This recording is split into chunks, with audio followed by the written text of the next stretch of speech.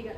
Assalamualaikum warahmatullahi wabarakatuh. Hello fellas. Perkenalkan, kami dari kelompok 2 P5 kelas 11A1. Perkenalkan, nama saya Muhammad Dafabi Pratama. Nama saya Genta Kaisar. Nama saya Zahra Lauzara Stishifa. Nama saya Deifa Zahra. Nama saya Nadira Iza. Nama saya Kesha Dita Shantira. Nah, baiklah teman-teman. Karena materi P5 kita saat ini adalah mengenai wirausaha, perkenankan saya untuk menjelaskan apa itu wirausaha.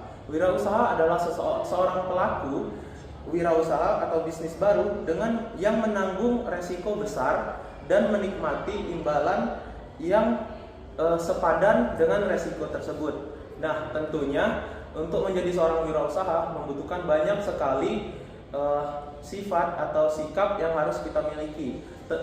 Tentunya untuk menjadi wirausaha itu sangat sulit jika kita tidak memiliki semangat juang yang tinggi. Nah, pada kesempatan kami pada saat ini, kami ingin menceritakan kepada kalian mengenai seorang wirausahawan yang sukses yang bernama Nadiem Makarim. Nah, kemudian akan dilanjutkan oleh rekan saya. Baik, tokoh wirausahawan di sini adalah Nadiem Makarim. Nadiem Anwar Makarim merupakan founder Gojek sejak tahun 2010. Usahanya memanfaatkan sumber daya manusia dan kini sudah mencakup wilayah seluruh Indonesia. Hal-hal yang dapat kami pelajari dari Nadiem Makarim yang pertama adalah sifat tidak mudah menyerah, 2. Kreatif dan inovatif, 3. Kemampuan mencari solusi permasalahan di lingkungan masyarakat. Selanjutnya ada kisah perjalanan Nadiem Makarim. Setelah menyelesaikan pendidikan di Harvard Business School, Nadiem Makarim kembali ke Indonesia untuk meniti karir di sebuah perusahaan. Namun ia kemudian memutuskan keluar dari pekerjaannya dan mendirikan bisnis sendiri dengan berbekal ilmu yang dimilikinya. Ide cemerlangnya muncul ketika sedang mengobrol dengan seseorang tukang Gojek yang mengeluh betapa sulitnya mendapatkan penumpang. Hal ini menginspirasi Nadiem Makarim untuk membuat aplikasi ojek online yang kelak dikenal sebagai Gojek. Selama menjalankan Gojek, Nadiem terus mencari cara untuk mengembang aplikasi.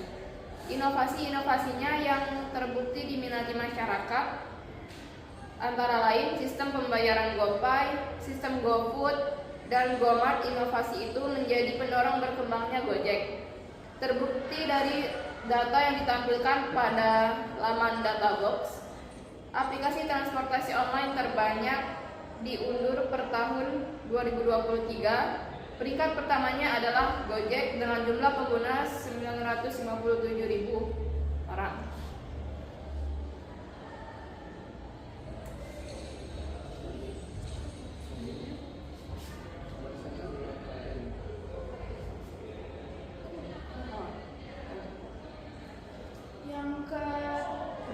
Yang ketujuh ada alasan Nadiem Makarim memulai usaha.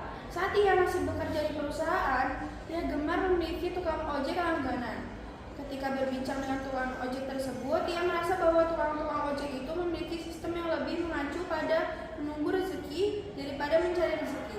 Mereka menghabiskan banyak waktu hanya menunggu pelanggan saja di pangkalan. Di sisi lain, kemacetan Jakarta makin memburuk, maka dibutuhkan sebuah layanan transportasi yang cepat, serta pengiriman yang cepat untuk membantu warga Jakarta.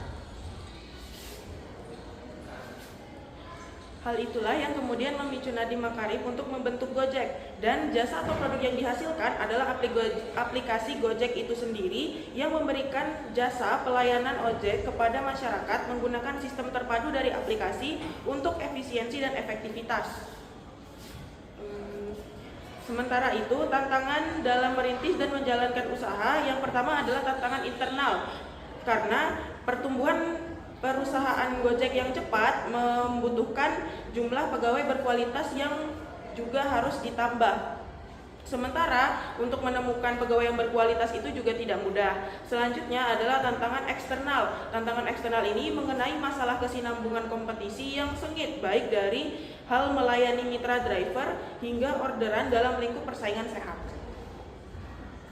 Selanjutnya, motivasi pengembangan usaha yang dimiliki Nadiem Makarim adalah bahwa Gojek itu dicita-citakan sebagai usaha memajukan Indonesia karena Gojek memberikan layanan transportasi dengan lebih masif, lebih cepat, dan efisien. Penemuan Gojek juga diharapkan akan menjadi jalan bagi tukang-tukang ojek untuk mencari rezeki melalui fitur pesanan secara online yang luas dan real time.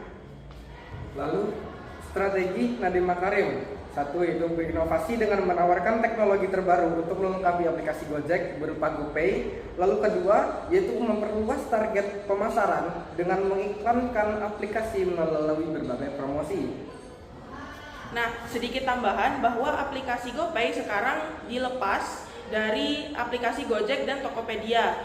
Tidak sepenuhnya dilepas karena di dalam aplikasi Gojek dan Tokopedia masih ada fitur GoPay. Pelepasan ini dilakukan sebagai suatu usaha atau strategi untuk mencapai pangsa pasar yang lebih luas karena pada beberapa tahun yang lalu ditemukan bahwa masyarakat di wilayah tertentu, yaitu di wilayah Mamuju daerah Sulawesi, mengalami kendala dalam penggunaan GoPay, di mana masyarakat waktu itu sama sekali tidak menggunakan GoPay karena tidak adanya Gojek.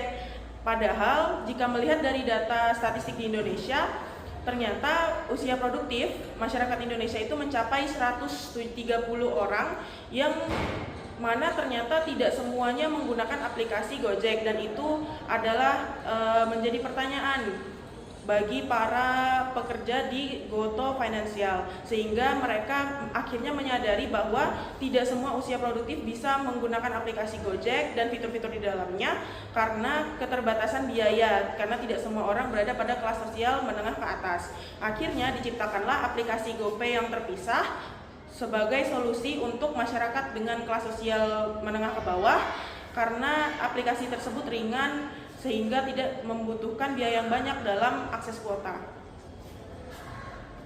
Kemudian karakteristik Nadiem Makarim. Satu, yaitu tidak mudah menyerah. Kedua, kreatif dan inovatif.